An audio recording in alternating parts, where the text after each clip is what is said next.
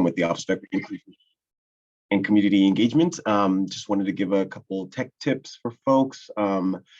If you wanted to engage with your panelists tonight, you can use the chat feature or the raise hand feature, and when it's appropriate time for questions, they can call on you. I don't see any telephone call listeners, but if there were, you can press *9 to raise your hand. Other than that, yeah, we'll hang around here, and if you have any questions, let us know in the chat, and I'll turn it over to your CPO 7 chair, Andrew. All right, thanks so much, Marcus. Yep, welcome everybody to your CPO 7 meeting. We're usually tee things up here with, as you can see on the agenda. So just, yeah, one thing we want to be sure and hit right up at the top there. I don't know if we have any introductions or general announcements or people running for political office, but if you raise your hand, you're certainly welcome to make a statement and say hi. And if not, we're going to roll right into community announcements. So let's see, Sheriff's Office, the floor is yours. All right, well, I will say hello from the Washington County Sheriff's Office. I'm Brenda Schaefer. I help with the community outreach work in Bethany. If you ever want to set up a neighborhood watch or do those kind of things or have general questions, I'm your person to reach out to. I'll put my information in the chat in just a moment. With that, I'm going to share my screen here and whoops, host disabled participant screen sharing. Well, we'll resolve that in a moment, I'm sure, but I'd like to share our calls for service map here in just a moment and call on our Deputy Randon, who's here with us this evening to talk and give us a tour of what's happening in our area right now.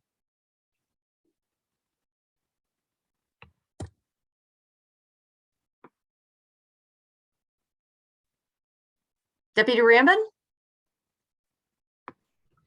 Usually helps if I unmute my mic. Ah. Unfortunately, I can't speak a whole lot to the calls for service south of Highway 26. They're going to be split between either Beaverton or Hillsborough police departments. Up north, though, that's going to be our 2 district. There's been quite a bit of thefts. A lot of them north of Highway 26 are probably going to be mail theft or package theft. Obviously, we want to be cognizant of checking our mailbox every day, make sure we bring in our mail. And then if you do get a package delivered, either having a friend that you know to pick it up or you pick it up yourself. Looking to the south of Highway 26, it looks like a majority of those thefts are centered around shopping centers. So I would imagine it's probably going to be shoplifting. Unfortunately, I don't have much more information than that. Looking at the guide, frauds are still happening. You know, there's internet scammers and phone scammers happen often. If it sounds too good to be true, or if they ask you to keep it a secret, it's probably a scam. Just know the Sheriff's Office will never ask you to pay money in the form of gift cards or iTunes cards in order to get out of a warrant. We'll be knocking on your door and saying hi. Stolen vehicles, they happen often. Unfortunately, a lot of people forget to lock their doors. So that's usually how cars are stolen and broken into, for that matter. I can count on one hand the number of times I've actually been to a car break-in where somebody actually broke the window to get what was inside the car. They usually just check doorknobs or door handles and find the open door. Aside from that, that's about all that I have. I'm available for any calls or questions that you might have. Awesome. Any questions from the participants? Raise your hand if you do. All right. Thank you so much. Much appreciated. And let's see, I believe we have THPRD on. Any announcements you'd like to share with the community here? Hi, yes, hopefully you can, oh, there I am. Hi, everyone. Good to be here. Thanks for having me.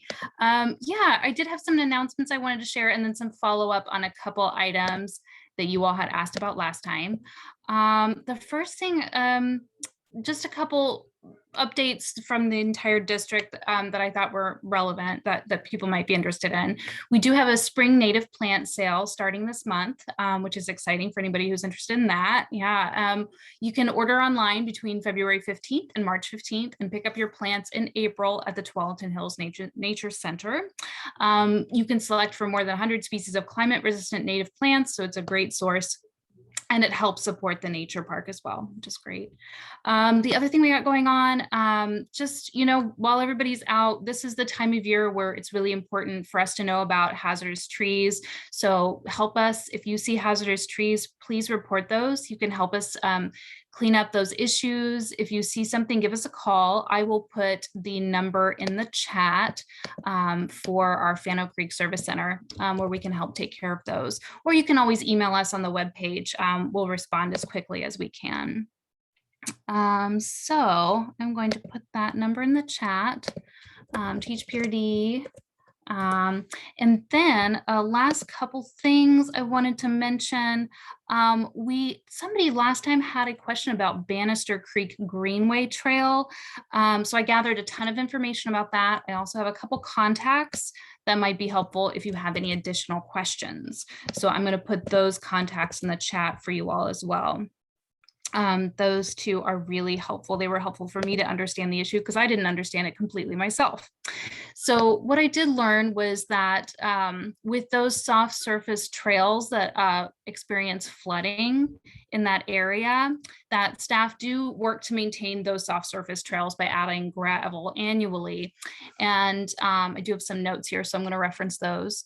The trail section closest to the stream does experience several flooding events each winter. And it's a high water table area. And we typically don't build trails in these areas because of those flooding issues. And these areas are so important to manage water runoff, especially in development areas. So we mitigate those as much as we can in our capacity. We repair the trail as much as possible each year. And since we cannot repair the trail completely after each event, on occasion, we will have to post signs to inform people of the flooding while we're continuing to do those repairs. Sometimes we have to close the trail temporarily if there's a large amount of work that needs to be done. And as with previous years, staff will fully repair the trail once flooding season is over in the spring. That's typically like March or April, kind of depending on the rains. Other trails that are similarly constructed very close to high runoff waterways and housing developments where we've assumed management of similar issues we have that in other areas of the district too. So we're always trying to kind of mitigate as much as we can there. So when we assume management in these areas, we simply do our best to keep up the trails and regularly repair them because we want to make sure that we can have them during the dry season when people can use them. It's always a better option than having to remove the trail completely or do something different.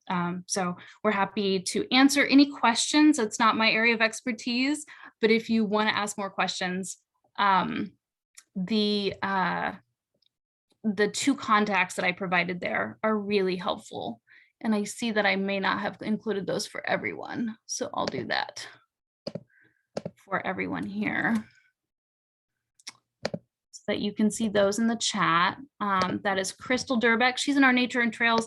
And then we have Mike Ciro. He's in our maintenance department. He's super helpful to answer questions too when it comes to like the playground area there or really any maintenance park issues. He's really fantastic source.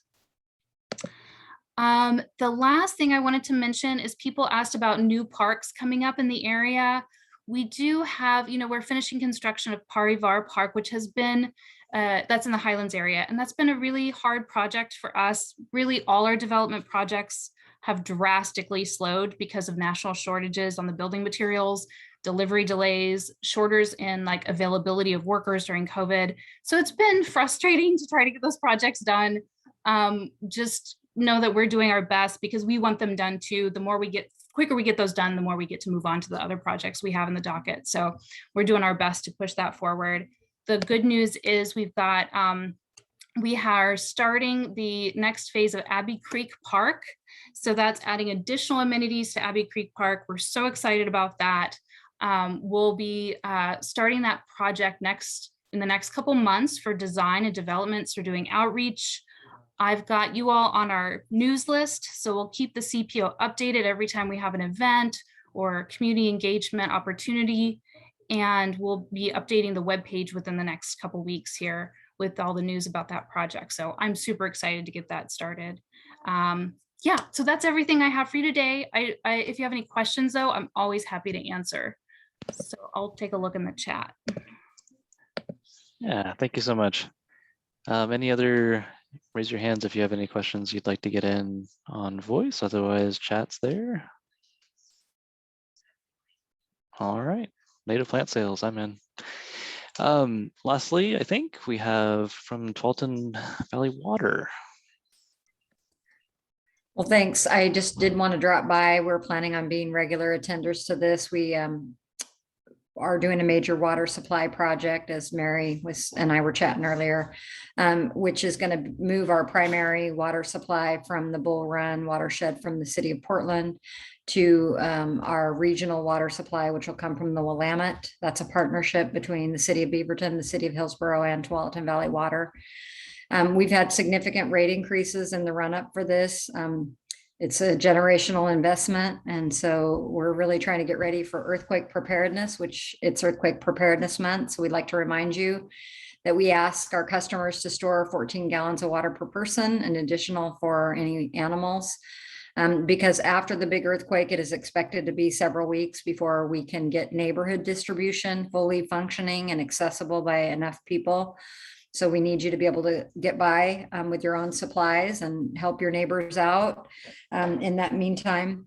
But the main reason the construction of this supply is coming towards the last 2.5 years. So there's going to be significant construction all around the county affecting you beyond your neighborhood. We have the area down here by Washington Square right now.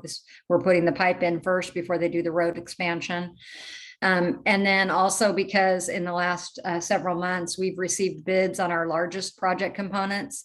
And the net effect of that is they have come in 315 million more than what we anticipated due to the pandemic and supply chain and labor shortages and these sort of things that we're seeing around the globe right now. And so we will be needing to raise rates. We thought they were going to be leveling off after this next rate increase. But we're down in Salem. We're asking the legislature to kick in, pay some funds that they might have available, and looking for other solutions to protect our customers, you, from these rate increases as much as we can. But we also know we need to get out there and start talking about better ideas of ways to do this, because we are anticipating a return. Everything had kind of been tipping our way in this first 6 or 7 years. And we had brought the projected rate increases down quite a bit below what we thought they would be in the beginning. And we're returning to that, which is right now estimated to be about $100 a month just for water. Wouldn't count your clean water if you're a joint billed customer by 2028. So again, just kind of staying on that steeper curve that we would hope to get off of. So we just wanted to be around and answer any questions. I'll put my contact information in there because I know it is a very tight agenda tonight, and I'll be back next month, or you can contact me in between if you have any questions. All right, thanks. Well, yeah, appreciate you dropping by, and yeah, thanks for gluing us in there. I wrote down a note there, 14 gallons per person. That's good. All right. Well, let's see. I think next on the agenda, we have a proposed letter. Is that correct? Yeah, hi. Go right ahead. Great. Hi, everyone. My name is Brandon Phillips. I'm a resident here in CPO 7, and I've been working on a proposal that we're sending over to Washington County Land Use and Transportation. Well, not a proposal, but a request to update the land use codes to restrict putting gas stations, which near sensitive areas like wetlands or schools. We have a whole list of things. And so this is partially in response to the gas station that's been proposed near Bethany Lake. Unfortunately, updating the land use codes wouldn't affect that application.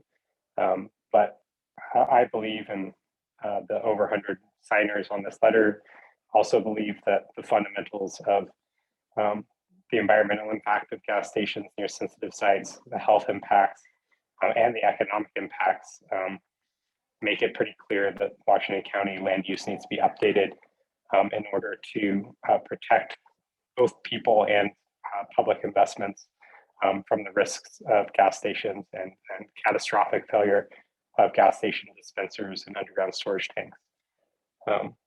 In the letter, we have a bunch of data to back all this up and a couple of examples. I think the most striking examples are in Monmouth last year. About 14,000 gallons of water leaked into the ground, into groundwater, and under 99W, requiring the roads to be dug up, soil to be removed, groundwater to be cleaned up.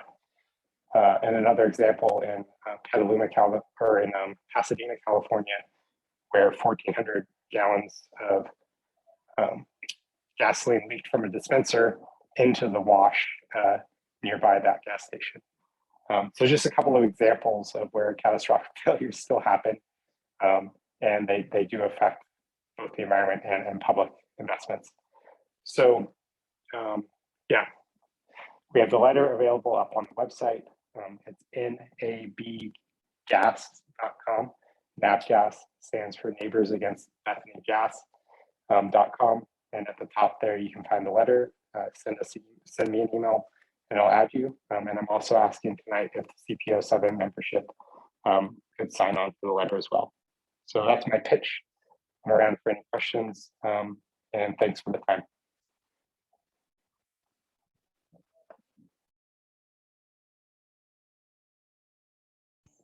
Struggling to find the unmute button there.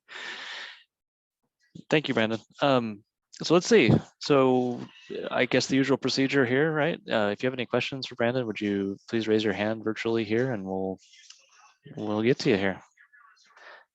If there are no questions, then we'll do Mary, I think, one of our virtual vote styles. Does that sound right? Sound reasonable?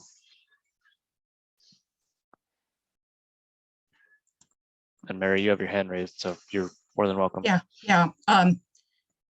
I was struggling to find my buttons to get my camera and my voice on. So I guess one of the things we need to do is we encourage everybody as individuals to sign through the nabgas.com website and to include your name there. But we'd like to take an additional step and have CPO 7 write a letter of support. And so I would like to make a motion that CPO 7 be authorized to send an individual letter to Washington County in support of the restrictions that Brandon talked about in his presentation. So we're looking for a second.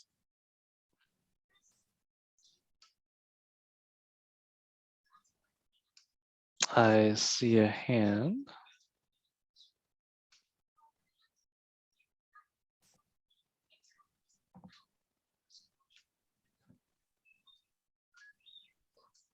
Let's see.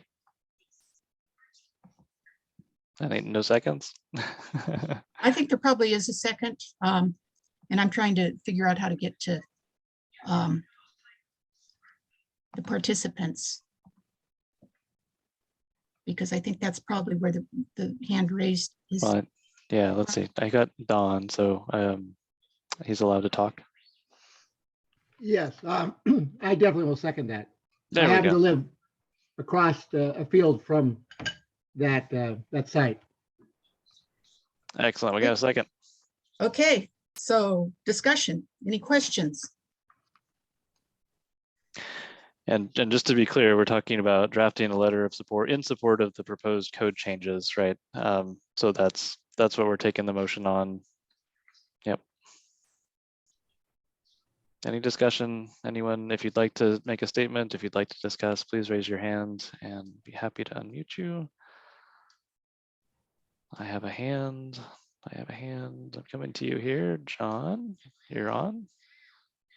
I just wanted to ask Mary again what the website was. NABGAS, NABGAS.com. NAD as in David. B is in boy. Oh, B is in So, boy. Thank you yeah. very much. It's Neighbors Against Bethany Gas Got it. is the way to remember it. Thank you. And Brandon pasted that actually in chat, but I think it went to the panelists. Oh, there we go. Got it. Oh, He's I got see it down there now. too. Yep. Yep. Perfect. Let's see. Any other questions? I see one more hand here. Oh, wait, that's okay. That's Sean. Yep. Good. So I think we probably can go ahead and move forward with the vote. Yeah, And I think can't so. remember the slick way we did this last time. Well, do we need a vote, or we're not voting to endorse a letter, right? It's a motion Yeah, to draft. Okay. We're and maybe the way the motion should read is allow the steering committee to approve the There we go. Okay. final wording of the letter. Okay. There we go. Well, yeah, I think let's move ahead to vote. I don't see any other hands.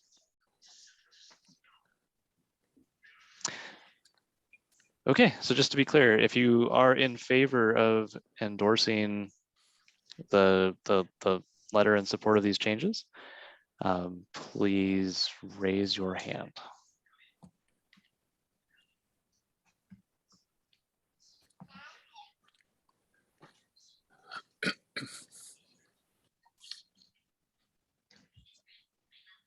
I will as well.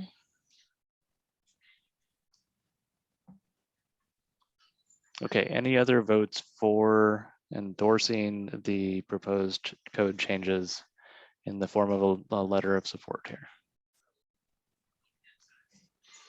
Not seeing many people that are attendees voting. Yeah, we've got 4 in the attendee list, 3 panelists.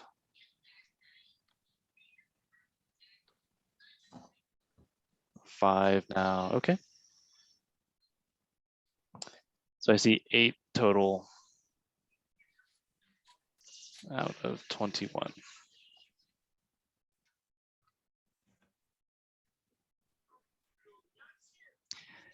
Do we have, let's see, what's next? Do we have any votes against, right? So everyone, please lower your hands first.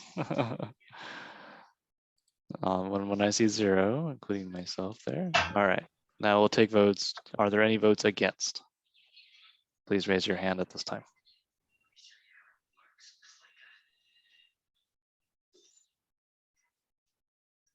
Okay, I see no votes against at this time. Oh, wait, there we go. Jeff, you, okay. 1 vote against so far. And round is closing. Okay, there we are. So we have, did anybody abstain? I guess is the other question. I think by default, we have quite a few abstains. We just assume that because we have 9 voters and we have 21 in attendance. Jeff is, you're speaking enabled.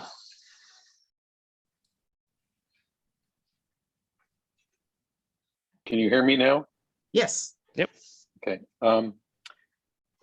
Yeah, I need to abstain as a planning commissioner because this matter will come before the planning commission as a land use change, and I have to be unbiased in my deliberation and vote at that time. So it's not I didn't vote no. I was trying to abstain, but I wasn't being recognized. So Okay, that helps.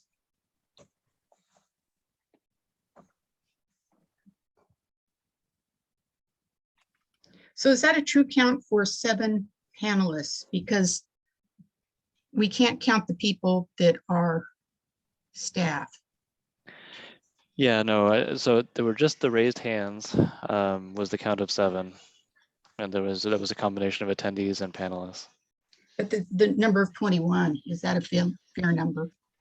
The total No, participants? well, because No. the abstains there, right? We have 21 minus the, like, for Well, example, Brenda Yeah, mentioned. yeah, right? yeah. So we actually only Andrea. have, what, five panels?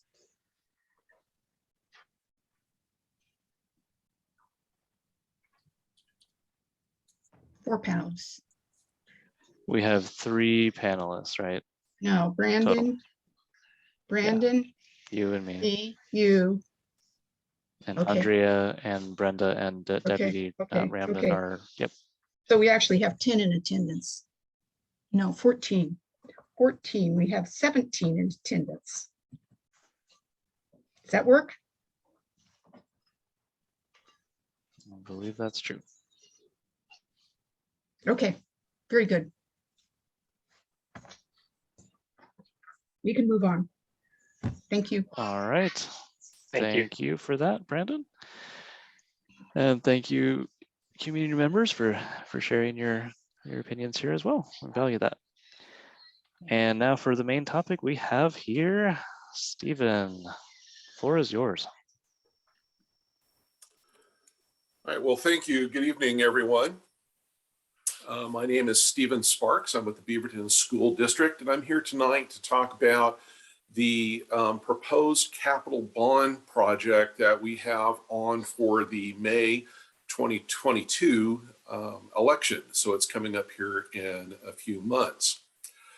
We are, as you may recall, we did pass a bond in 2014. It was about a $750 million bond, but through the premiums that we received in selling those bonds, we raised a total of around $840 million, all of which has been invested in our schools, in our facilities. We have about a year's worth of work here before all of that money is spent. And the time is correct for us now to be going back to our community and asking for a new capital bond.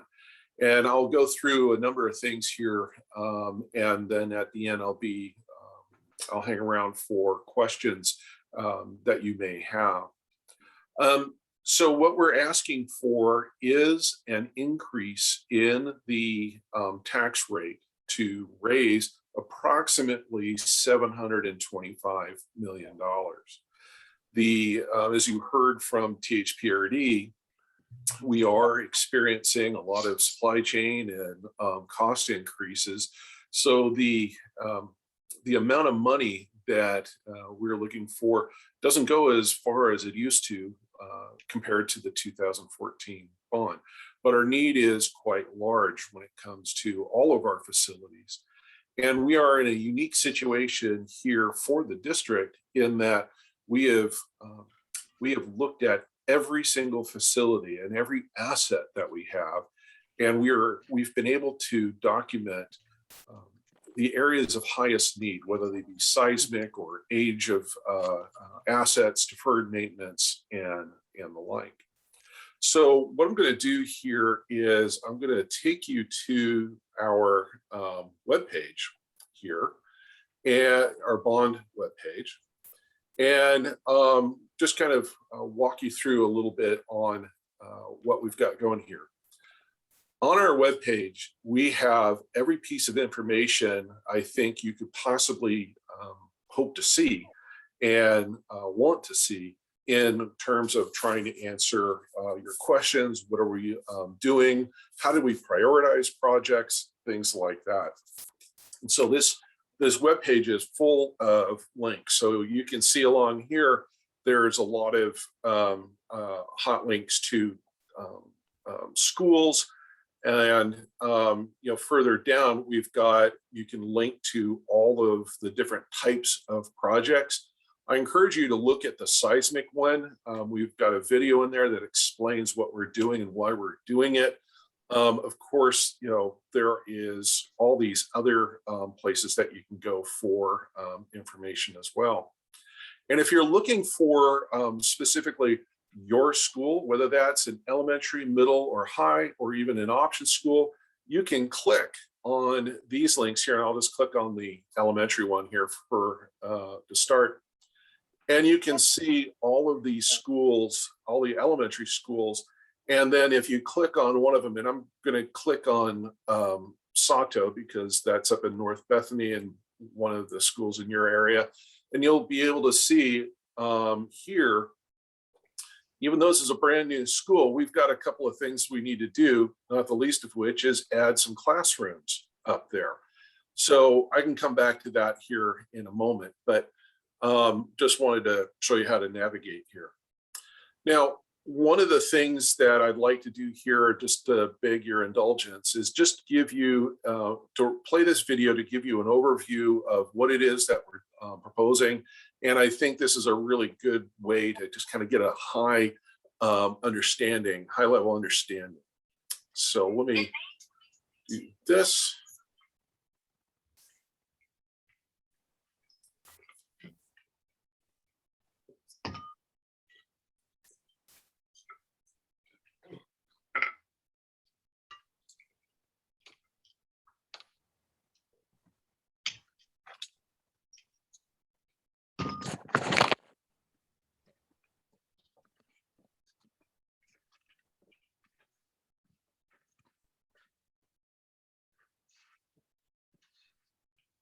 Stephen, you realize we aren't getting sound. Yeah, there's no narration here. Geez, I'm sorry. I'm not sure why you're not getting this.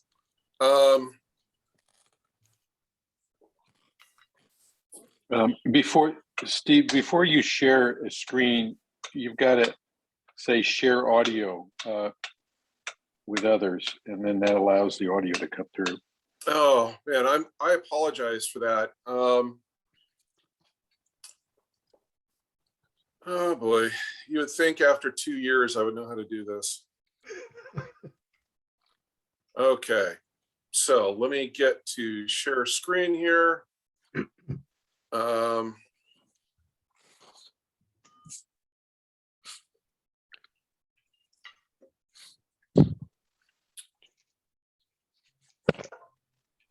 Okay, everybody can see the screen, correct? All right, and now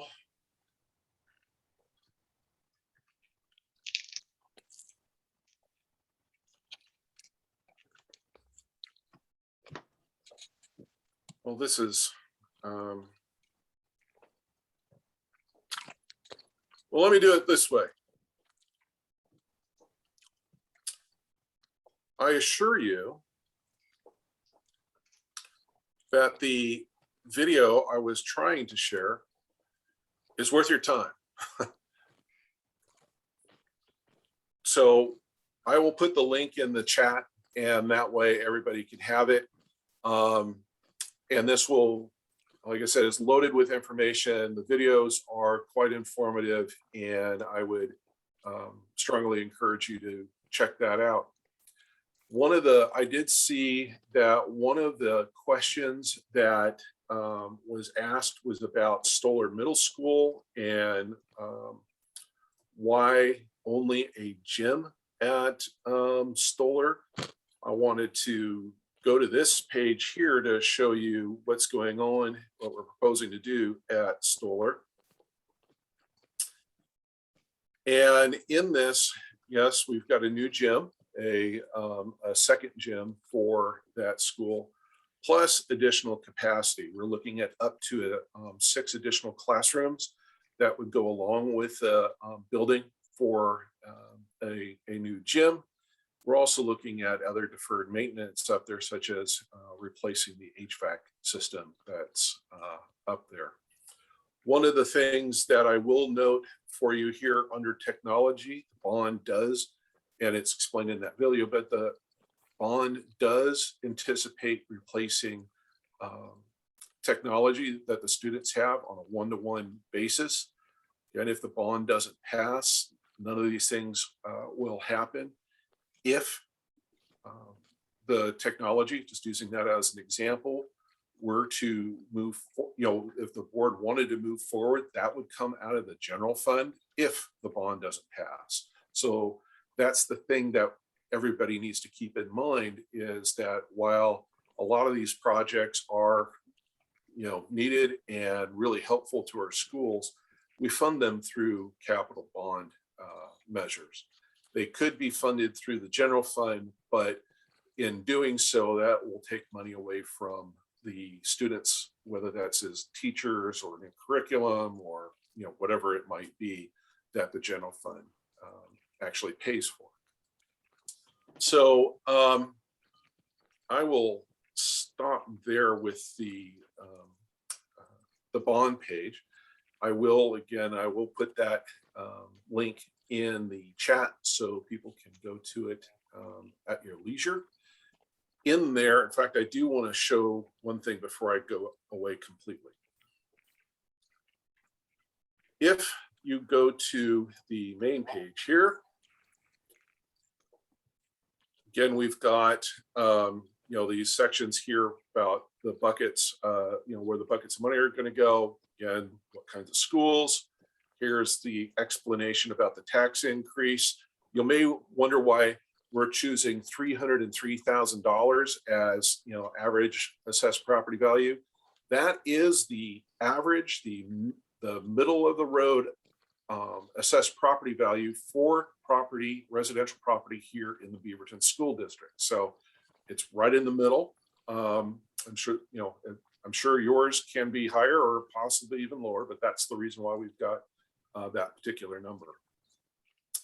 Down here at the bottom are different links. So if you wanted to ask a question at any time, you can just come over here to the ask the question, punch the button, and a form will pop up that you can write out your question, and we'll get back to you as soon as we can. The reports that we have, whether that's the seismic report, the facility condition assessment, everything that we have to provide background on this bond measure is at this link. And we also are maintaining a FAQ where I'm sure many of your questions have been asked and can be found in this section. So I will definitely stop there with the my talking and open it up to any questions that you might have.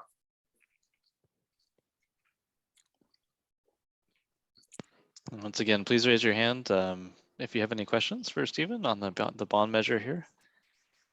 This time is available. Andrew, there is a question in chat from Jody Weiser. Actually, I should be saying, Stephen, there's a question in chat. What does what does modernization refer to? It's most of the money. It isn't clear to me. Great question. Modernization is the full range of things that we can do in a classroom, in a building, to bring the educational experience into a more current environment. For example, we're using some money right now in the current bond under modernization, where we're putting in permanent walls into the classrooms, because back when the buildings were built, the idea was to have 4 classrooms separated by those accordion walls. Well, it's kind of hectic and it's kind of loud, and our teachers really, really hate that. In fact, in the Findlay attendance area, the 5th grade are using the portables out there, and in the building there are some pods where potentially they could go, but it's all separated by those accordion walls. So one of the things that we're looking at is, hey, let's make these buildings more current for the learning experience for our students.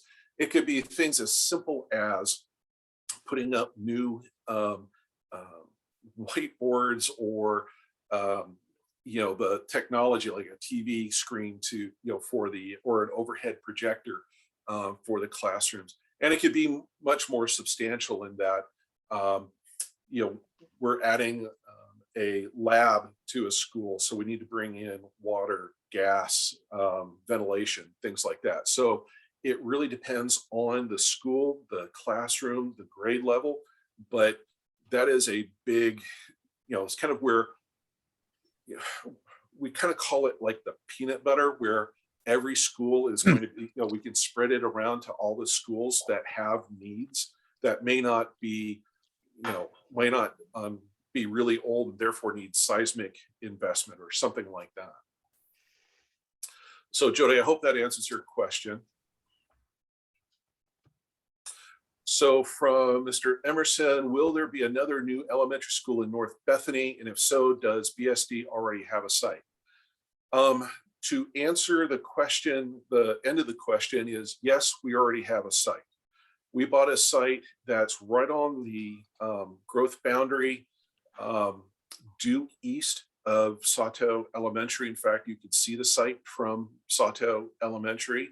We're not seeing the need at this point to build a new school right now. I will say that if, and I mean if, this is major speculation here, but if East Bethany area is ever brought into the UGB, which would be years from now, that area may in fact be served by Beaverton School District. Right now it's Portland Public School District, but if it's brought in, it may be brought in a lot like the Bonnie Slope area was, geez, about, Mary, how long ago was that? 15, 20 years now? And that might be accompanied with a jurisdictional shift as well. If that's the case, we have a site ready to go.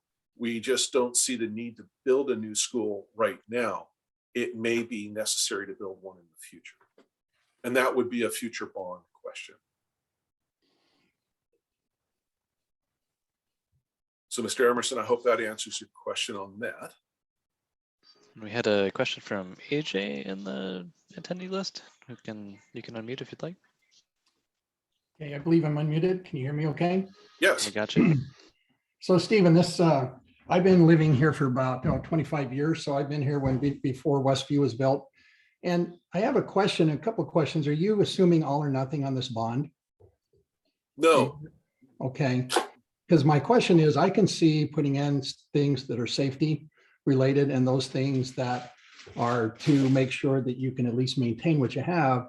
But it's better to me, planning, my background's been in planning and other things, but isn't it better to plan on maybe the best case rather than all case? Because what happens if you don't get even half the money from a bond?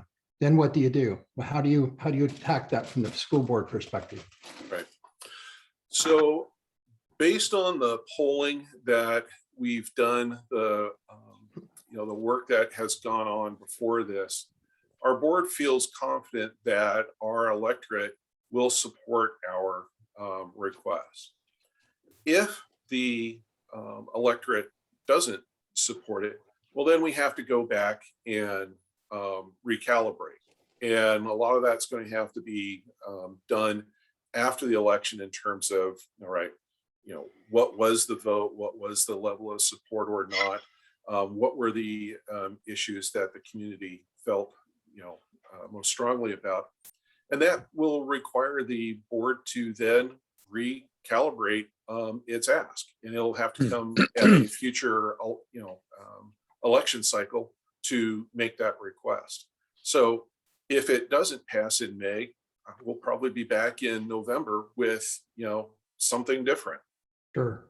Yeah, because I'm just wondering with inflation, everything going up, I mean, people still have to be able to live, and maybe they're willing to make sure that things are not as comfortable as they could be. I mean, we want to give kids everything we can, having my daughter already gone through here and grandkids, but still, money's money. And if it comes to that, people may not want to add that extra right now, may want to see how it rides out in the future. So I appreciate that. Thank you. Absolutely. And another question here in chat from Judy about the CPI. Yes, it has gone up. We are certainly seeing that in our bid results. It's as was said earlier in this evening, finding people willing to take on the work has been challenging. We have had different projects that we have anticipated doing this summer that we're pushing off a year. Some re-roof projects that, because of bid results, because of lack of competitive responses, that we're going to make the roof last another year, and be hopeful for better results next year. You can save a couple of drops. No, these are all for us. I would put them in the freezer. Oh, wait. Okay, I muted. Okay, I'm presuming AJ doesn't want to put me in the freezer, but Well, if you'd like to, there's probably room, but don't worry about it. I'll just make sure I muted now. Thank you. well, I've been waiting for a refrigerator for 10 months now, so I need a freezer too. Understand. Yeah, supply chain is insane right now. Yes. Any other questions from our attendees? Jeff has a question. Jeff, your hand is, do you have a question? Yes, I do. I'm Okay. sorry. I'm going to lower it now. So, yeah, I guess, Stephen, one is I think the timing is not good for this. I think there is a lot of issues and concerns from people, school-age families. Obviously, the last 2 years has created a historic experience for kids and parents alike. And, you know, my opinion is, passing a bond measure requires the confidence and the trust of the electorate. And I question on this one. One is I think morale is down in terms of probably voter support for these type of things. Two is I haven't, and I think other people I've heard tell me they haven't been impressed with the school board's ability to plan ahead of what's been happening in our community, particularly north of 26 and Bethany area. It always seems like it's Johnny come lately and it's too late. And we end up with then these schools that are immediately upon opening are already immediately overcrowded and already having to do temporary classrooms. You're the planner for the school system. I mean, how do you respond to that criticism? Well, certainly fair. I don't find anything wrong with your statement there. I think it's been extremely challenging for us to, in particular, I know nail down what our student generation rate is going to be in the district, because it ranges so widely in specific areas. So we didn't anticipate, the district did not anticipate the generation rate that we've seen in North Bethany compared to other new areas across the district. And we're still seeing that down, comparing North Bethany to the Cooper Mountain area that's, undergoing development right now. We anticipate, after the experience up at North Bethany, planning for the capacity down in the south, we're just not seeing the same student generation rates. And how to reasonably predict that, it's an estimate. It's a guess, and a best educated guess in terms of what can happen in that area. Now that we're certainly experiencing that up there, we are seeing that as those neighborhoods mature, the number of students are going down. And this was happening before COVID hit, and seeing a substantial reduction in particularly our kindergarten and first grade enrollments. So we are looking at seeing a rebound of those numbers in those schools, and creating the room, the capacity for an equitable educational experience in those schools compared to other schools in the district. So while I will certainly look at the individual schools and what is happening up there in those areas of development, I also have to look at the district-wide as well. And as painful as they can be, we have to look at all the options that we have to balance those enrollments, whether that is going to be the portable structures, whether that's going to be boundary adjustments, or it's going to be building new schools. We have to look at the district as a whole when we look at those finite geographies as well. Well, I appreciate that. It just seems though like the task in front of you, whether it's north or south, as well as in between, seems almost larger than your capacity to handle it. I guess this has been a conversation issue in our community for several years. I guess I'm wondering if there's anyone else who, because Stephen's the one to, we have his ear. He's the person that would need to hear if people have concerns about the capacity of the schools or the planning of the schools. East Bethany, I thought that court case was resolved. If I've learned anything about Oregon land use, nothing's ever solved. Okay, well, but it is rural reserve, right? For right now it is, but that will end in 18 years. No, Okay. no. It's further out than that. Because they said originally 40 to 50 years. And it's been. It's my understanding 2040 is when the reserves will be reconsidered. And if it's longer, it's longer. But that area will be front and center again at some point in the future. And Mary, I heard your voice. You've talked about schools publicly. Do you have any questions or comments for Stephen that might be useful for others?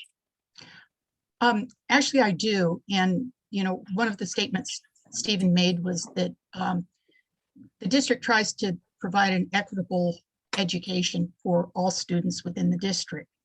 And one of the questions I have is that if the students north of 26 are having to go to crowded schools at the elementary level, having to go to crowded schools at the middle school level, and going to crowded schools at the high school level, how can you say that's equitable? And I don't know that I necessarily need an answer, but I think it's something that needs to be pointed out to the district. One of the other issues that I'm really disappointed that the school district is not attempting to correct is the broken feeder system, where elementary schools are split going to middle schools, and then middle schools are split going to high schools. I know it's very small little pockets, but that is happening, and my particular neighborhood ends up being split as it goes off to high school. And it's tough. It's really tough on those kids. And I think, again, as you're trying to talk about a equitable education experience for all students, those kids who have to be split when they move to a new school, it's not good for them. So yes, I do have some opinions.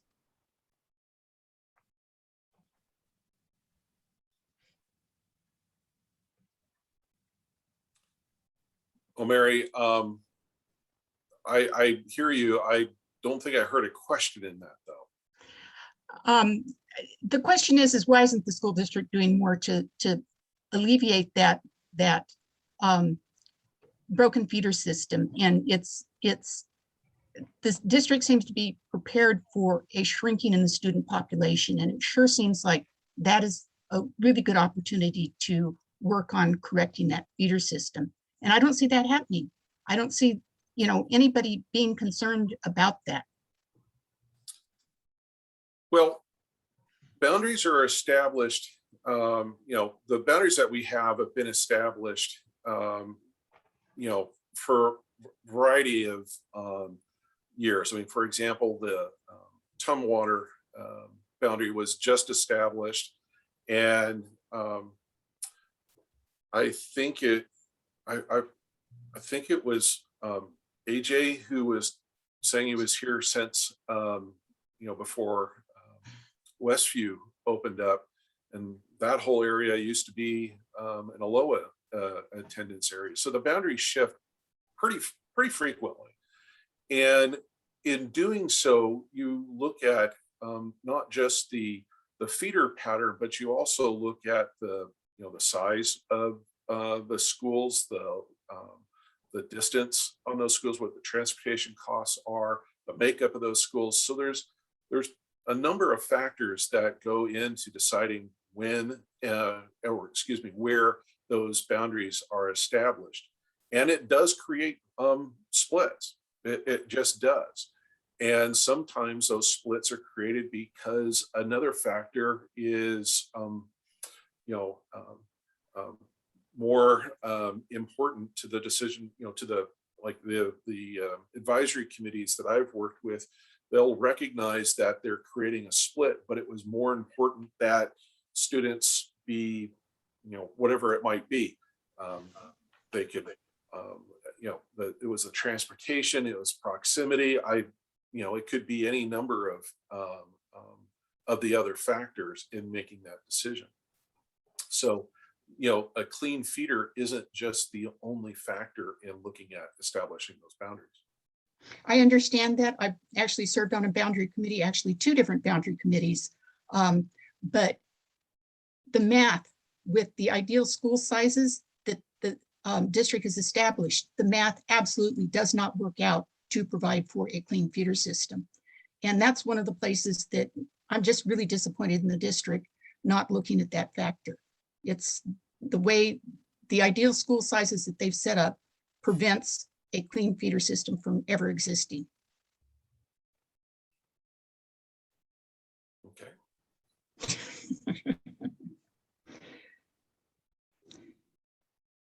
So Andrew, it's kind of looking like we don't have any more questions, and poor Stephen probably has had a really long day.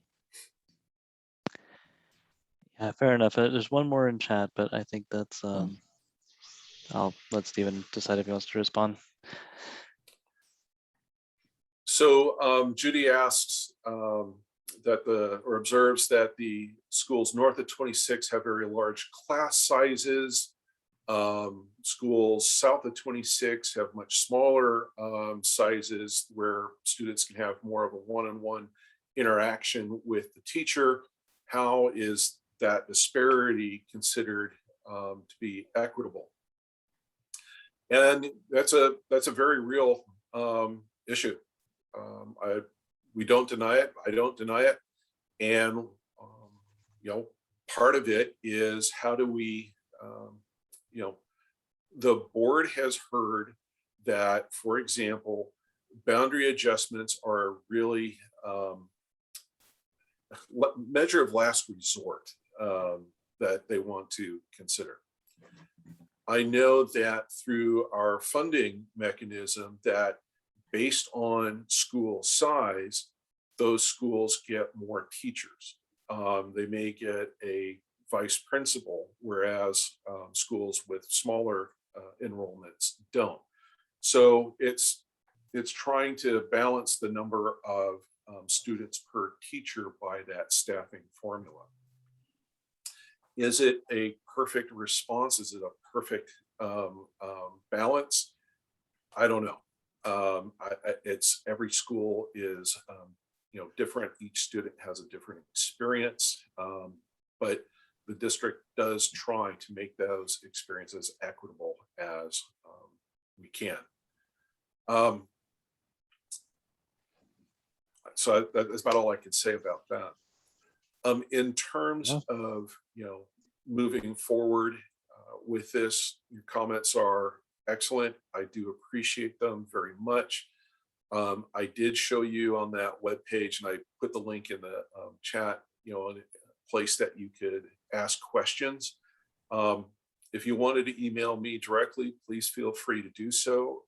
Please be sure that you do the Stephen Sparks, as you see on the screen, because if you email to Steve Sparks, you'll get the very nice head custodian at Bonnie Slope Elementary, who will kind of scratch his head and say, this must be mine. So it'll get to me eventually, but please send it to Stephen with the N.